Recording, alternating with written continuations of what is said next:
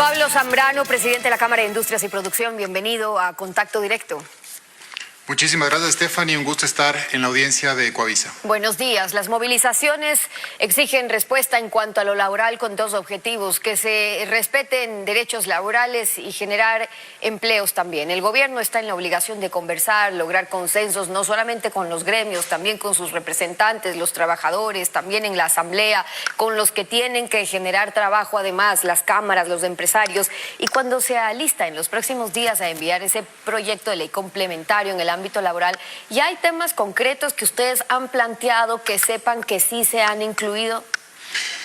Es muy importante su pregunta y la reflexión que el Ecuador tiene que hacer frente a la generación de empleo en el país. Nosotros, desde la Cámara de Industrias y Producción y la Federación Nacional de Cámaras de Industrias del Ecuador, hicimos un análisis sobre las empresas sostenibles, un estudio a profundidad con la Organización Internacional del Trabajo, en la cual concluimos que es fundamental hacer por lo menos 3 reformas esenciales. En primer lugar, generar nuevos contratos que permitan la integración de esos casi 6,5 millones de ecuatorianos que no tienen un empleo fijo. En segundo lugar, facilitar los trámites que tiene un pequeño, un mediano emprendedor, un pequeño y mediano empresario para poder contratar. Y en tercer lugar, reducir los costos laborales, los sobrecostos laborales. Esos 3 ejes deben ser fundamentales en la actual reforma y eso hemos transmitido a las autoridades, tanto del Ministerio de la Producción como también del Ministerio del Trabajo. Sobre el tema de la contratación, a propósito de eso, habló ayer aquí el ministro del Trabajo y recordemos qué fue lo que dijo. Vamos a acabar con el absurdo recargo del 35% para los contratos eventuales. Una secretaria se embaraza y tiene que ir a atender su parto. Hay que contratar un reemplazo eventual. ¿Por qué? ¿A cuenta de qué se tiene que recargarle aquella contratación en un 35%? Segundo, el despido intempestivo se elimina en cuanto a las empresas cuando se liquidan. Es absurdo que una empresa, 2 de cada 3 emprendimientos fracasan, estimada Stephanie, y los ecuatorianos somos emprendedores. ¿Por qué tiene que aquel emprendedor pagar como despido intempestivo cuando ha quebrado su empresa? Tercero, vamos a establecer sistemas de contratación. 4 a saber: 1, indefinido, por supuesto. 2, definido, tiempo definido, entre 6 meses y 4 años. 3, por obra cierta o servicio. Acabada la obra o acabado el servicio, se acaba el contrato. Y 4, la eventualidad de la que acabo de hablar. Primero, esos 2 temas: eliminar el recargo del 35% para contratos eventuales y ¿qué observaciones sobre esas 4 modalidades? ¿Qué observaciones plantean ahí desde las cámaras? Creo que es muy importante que el país actualice su legislación laboral, actualice al ritmo de los tiempos. Mire usted lo que está ocurriendo. Antes nadie hablaba de teletrabajo, pero tuvo que venir una pandemia para decirnos que necesitamos también encontrar modalidades nuevas, modalidades actualizadas. Necesitamos también contratar e incorporar a los jóvenes y a las mujeres a la fuerza laboral. Para eso es esencial entonces tener contratos que tengan cierta flexibilidad en cuanto al horario, para que los jóvenes, las mujeres, por ejemplo, que tienen ciertas responsabilidades de otro tipo de actividades, puedan incorporarse dentro del mercado laboral. ¿Horario se refiere horarios diferenciados que apliquen para jóvenes y mujeres? ¿Es ese uno de los planteamientos que han hecho o qué otra modalidad es la que estarían esperando? Sin duda. Por ejemplo, la división de la jornada laboral de las 40 horas, no necesariamente en 5 días seguidos, sino que puede existir una flexibilidad del horario para poder tener esta misma jornada en 6 días de trabajo. Es otra de las modalidades importantes que deberían ser incorporadas. Todo esto, digo yo, de acuerdo a los tiempos, a lo que está ocurriendo. No nos olvidemos que estamos atravesando la 4ª revolución industrial, en la cual existe una automatización de la maquinaria, de la producción, de la manufactura. Por lo tanto, necesitamos ahora invertir mucho en la educación, en el talento de los colaboradores de las empresas, y para eso también necesitamos entonces ciertos tiempos y modificar esa jornada de trabajo que en este momento es inflexible.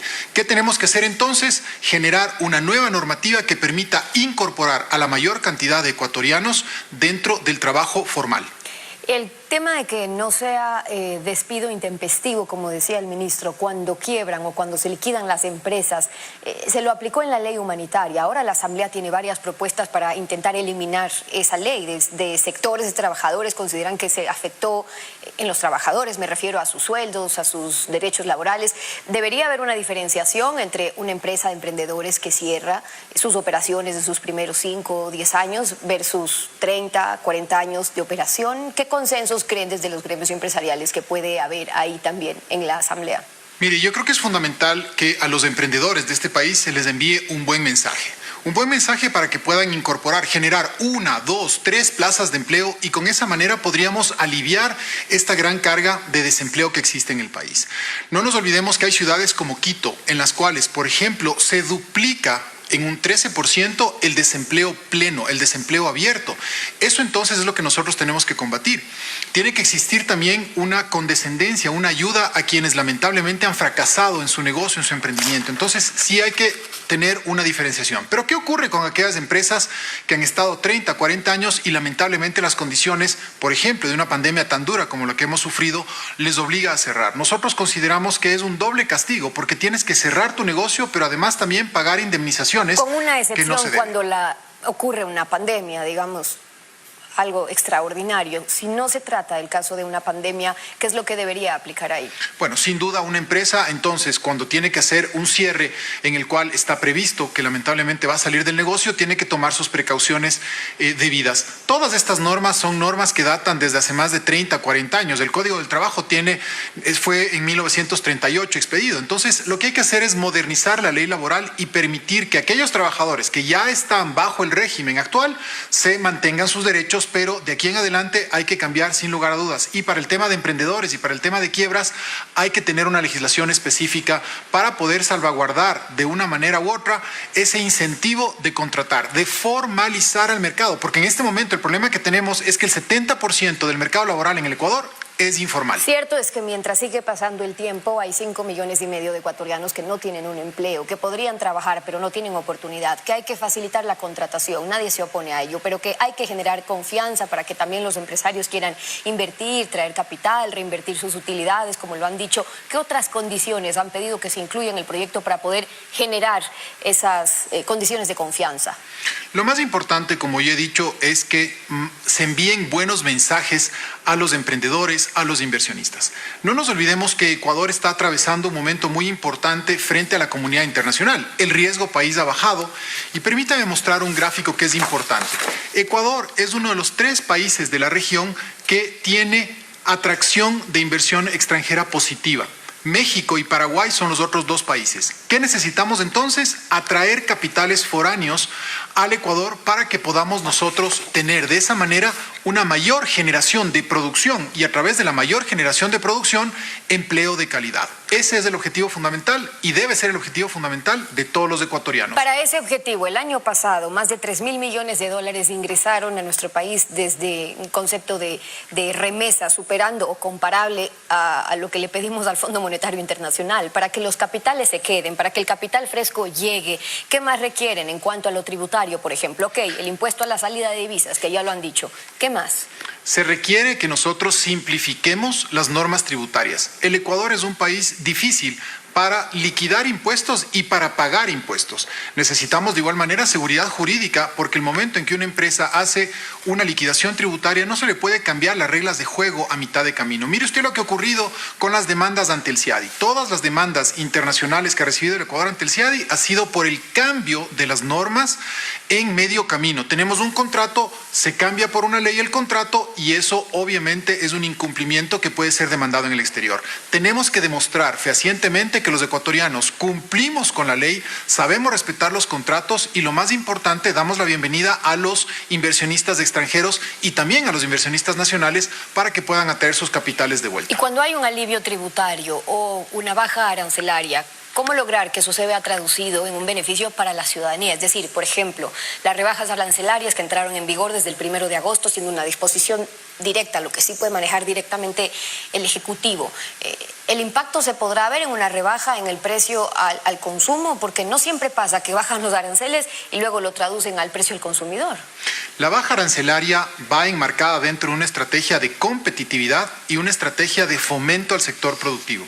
Stephanie, tenemos que defender a la empresa privada, tenemos que defender a las unidades productivas. Cuando hablo yo de empresa privada, no solamente estoy hablando de medianas o grandes empresas, estoy hablando de la base de la pirámide, de los emprendedores que están naciendo y que quieren consolidar y fomentar una empresa.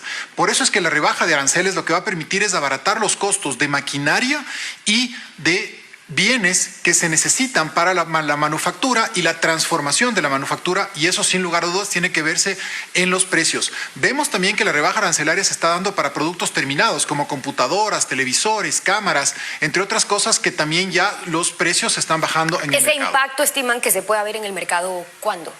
Ese impacto nosotros lo vemos en el corto plazo, es decir, de aquí a 3 a 6 meses ya vamos a ver, se están viendo ya las rebajas, pero a 3 o 6 meses lo que vamos a ver es un incremento en la producción y, como decía antes, a través del incremento en la producción, el incremento del empleo de calidad. Ahora, usted hablaba sobre la importancia de los mensajes que hay que dar cuando hablamos de seguridad jurídica. Con lo que ocurrió en la capital, con 2 alcaldes, un día el uno, al siguiente el otro, sin saber lo que va a pasar, ya la inseguridad jurídica que eso también provoca. Ustedes emitieron un comunicado, me refiero desde las cámaras, rechazando estas pugnas políticas, jurídicas, que a la larga afectan la estabilidad de las empresas, de los emprendedores, de los trabajadores por detrás de estas pugnas. Lo más penoso es que hay corrupción, y la corrupción afecta la generación de empleo, las oportunidades para todos. Para el control en la contratación, para transparentar las negociaciones de empresarios con el Estado, para salir de ese culto de la coima que hoy ya dan por hecho en la administración pública, ¿qué han propuesto desde las cámaras? Muy importante su pregunta, Stephanie. Nosotros, frente a la corrupción, tenemos una sola política: rechazarla absolutamente. ¿Y por qué la rechazamos absolutamente? Porque la corrupción es robarle a los más pobres en este país. Desde el sector productivo hemos levantado varias iniciativas. Una de las iniciativas que desde la Federación de Industrias, de la Cámara de Industrias y Producción, estamos impulsando es Ecuador Sincero. ¿Qué significa Ecuador Sincero? Una alianza público-privada a través de la cual, con la Agencia de Cooperación Alemana, estamos preparando y capacitando a las empresas para que tengan controles, para que tengan fiscalización, auditoría interna, y de esa manera evitar la corrupción. En la contratación pública, ¿qué se puede hacer? Automatizar verdaderamente, de una forma honesta, para que se califique a los proveedores, se haga perfiles de riesgo y, por ejemplo, no se dé a los mismos proveedores, a los mismos contratistas, a los mismos oferentes los contratos todo el tiempo. Eso es lo que ocurrió en la administración municipal de Quito. Las contrataciones eran dirigidas, eran direccionadas.